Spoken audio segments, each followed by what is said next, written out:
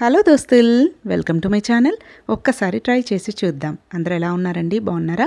నేను కూడా చాలా బాగున్నానండి. అయితే ఇవాళ రెసిపీలోకి వెళ్ళిపోదాము. ఇవాళ అయితే నేను మీకు పచ్చి చింతకాయతో పచ్చడి ఎలా తయారు చేసుకోవాలో చూపించబోతున్నాను. చాలా టేస్టీగా ఉంటుందండి. అన్నంలో తిన్నా బాగుంటుంది, టిఫిన్స్లో కూడా చాలా చాలా బాగుంటుందన్నమాట.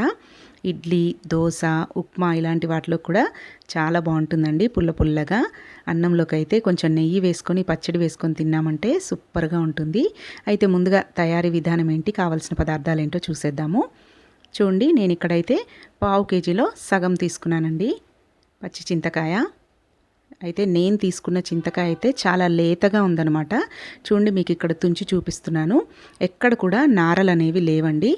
చూడండి ఇంత లేతగా ఉందో. అయితే మీరు తీసుకునే చింతకాయ కనుక ముదురుదైతే మనం ఇట్లా తుంచేటప్పుడు నారలు వస్తాయండి. ఆ నారలన్నీ తీసేసుకొని శుభ్రంగా 2-3 సార్లు వాష్ చేసుకొని రెడీగా పెట్టేసుకోవాలి. ఇక్కడ చూడండి, ఒక 15 వరకు పచ్చిమిరపకాయలు, ఒక 8 వెల్లుల్లిపాయ రెబ్బలు, అలాగే ఒక గిన్నెడు పల్లీలు తీసుకోవాలండి. పల్లీలు వేస్ట్ చేసుకుంటే చాలా బాగుంటుందండి. కొందరు నువ్వులతో కూడా చేస్తుంటారు, అలా కూడా చాలా బాగుంటుంది. నువ్వులు కానీ పల్లీలు కానీ వేస్తే ఈ పులుపు అనేది కాస్త బ్యాలెన్స్ అయ్యి టేస్ట్ చాలా చాలా బాగుంటుంది. అయితే 1 టీ స్పూన్ జీలకర్ర, పావు టీ స్పూన్ మెంతులు కూడా తీసుకోవాలి. చూడండి, ముందుగా పల్లీలు అయితే వేయించుకుందామండి. స్టవ్ మీద ఒక ప్యాన్ పెట్టేసుకొని ముందుగా ఈ పల్లీలను అయితే దూరగా వేయించుకోవాలి. ఇలా కలుపుకుంటూ స్టవ్ని సిమ్లోనే పెట్టుకొని వీటిని చూడండి ఇలా దూరగా ఫ్రై చేసుకొని ఇవన్నీ కూడా ఒక ప్లేట్లోకి తీసుకోవాలి. మీరు పల్లీల పొట్టు కావాలంటే తీసేసుకోవచ్చు, ఉంచుకున్నా పర్వాలేదు. చూడండి, తర్వాత ఇందులోకి ఒక 3 టేబుల్ స్పూన్ల వరకు ఆయిల్ యాడ్ చేసుకుని అందులోకి మెంతులు, జీలకర్ర యాడ్ చేసుకోవాలి. ఒక 10 వరకు మెంతి గింజలు, 1 టీ స్పూన్ జీలకర్ర, అలాగే మనం తీసుకున్న పచ్చిమిర్చి కూడా వేసుకోవాలి.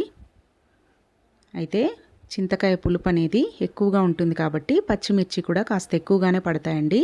మంచి కారం ఉన్న పచ్చిమిరపకాయలు తీసుకుంటే బాగుంటుందన్నమాట ఈ చింతకాయ పచ్చడికి. చూడండి, పచ్చిమిర్చి కూడా వేసుకొని ఒకసారి మూత పెట్టేసుకొని, అవి చిట్లుతూ ఉంటాయండి, అందుకని ఇలా మూత పెట్టేసుకొని కాస్త ఫ్రై అయిన తర్వాత ఇందులోకి మనం తీసుకున్న చింతకాయనంతా కూడా వేసుకోవాలి. ఈ సీజన్లో చింతకాయ అయితే బాగా దొరుకుతుందండి. ఇలా పచ్చడి కానీ పచ్చి పులుసు కానీ రకరకాలుగా పప్పులో వేసుకోవడం ఇలా చేసుకోవాలి. చింతకాయలో సి విటమిన్ ఎక్కువగా ఉంటుంది కదండి, మన చిగుర్లకి దంతాలకి చాలా హెల్ప్ చేస్తుందన్నమాట. చాలా మంచిదండి చింతకాయ కూడా.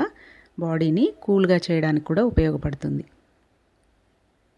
చూడండి, మరీ ఎక్కువసేపు అవసరం లేదండి. ఒక 5 మినిట్స్ పాటు ఇలా కలుపుకుంటూ ఫ్రై చేసుకున్నామంటే చింతకాయ మెత్తగా అయిపోతుంది, త్వరగానే ఉడికిపోతుంది. చూస్తున్నారు కదా, ఇలా గరిటెతో ఇలా అంటే విరిగిపోయింది కదండి, తొందరగానే ఉడికిపోతుంది. ఇప్పుడు దాన్ని కూడా పక్కకు తీసేసుకోవాలి. అందులోకి వెల్లుల్లిపాయలు కూడా వేశాను, చూశారు కదా. జీలకర్ర, మెంతులు, పచ్చిమిర్చి, చింతకాయ, అలాగే వెల్లుల్లిపాయలు కూడా వేసుకొని అంతా బాగా నూనెలో ఫ్రై చేసుకున్న తర్వాత అది కాస్త చల్లారిన తర్వాత చూడండి ఇలా ఒక మిక్సీ జార్లోకి తీసుకోవాలి. అయితే మీ దగ్గర కొత్తిమీర ఉంటే కొత్తిమీర కూడా యాడ్ చేసుకోండి. నా దగ్గర లేదు, అందుకని వేయలేదు. కొత్తిమీర కూడా వేసుకుంటే టేస్ట్ అనేది చాలా బాగుంటుంది. చూడండి, ఇప్పుడు ఇందులోకే ఉప్పును కూడా యాడ్ చేసుకోవాలి. ఇక్కడ నేనైతే 1.5 టీ స్పూన్ వరకు ఉప్పును యాడ్ చేసుకున్నాను. అలాగే మనం వేయించి పక్కకు పెట్టుకున్న పల్లీలు కూడా వేసుకోవాలి. వేసుకొని ఇప్పుడు దీన్ని అంతా కూడా మెత్తగా మిక్సీ పట్టుకోవాలండి. అవసరం అనుకుంటే కొన్ని వాటర్ యాడ్ చేసుకొని చూడండి ఇలా మెత్తగా మిక్సీ పట్టేసుకొని ఇప్పుడు దీనికి పోపు పెట్టేసుకోవాలి.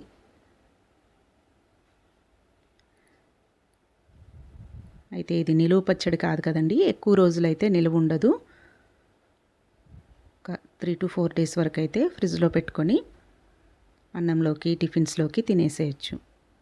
చూడండి, ఇప్పుడు స్టవ్ మీద ఒక ప్యాన్ పెట్టేసుకొని అందులోకి 2 టేబుల్ స్పూన్స్ వరకు ఆయిల్ యాడ్ చేసుకొని ఆవాలు, జీలకర్ర, ఎండుమిర్చి, కరివేపాకు, వెల్లుల్లిపాయలు వేసుకొని ఈ పోపు అంతా కూడా బాగా ఫ్రై అయిన తర్వాత పచ్చళ్ళలోకి వేసుకున్నామంటే టేస్టీ చింతకాయ పచ్చడి అయితే రెడీ అయిపోతుంది. ఈ పోపు కాస్త ఎర్రగా ఫ్రై అయిన తర్వాత స్టవ్ ఆఫ్ చేసేసుకొని దీన్నంతా కూడా చట్నీలోకి యాడ్ చేసుకోవడమే. చాలా బాగుంటుందండి. తప్పకుండా ట్రై చేయాల్సిన చట్నీ అన్నమాట.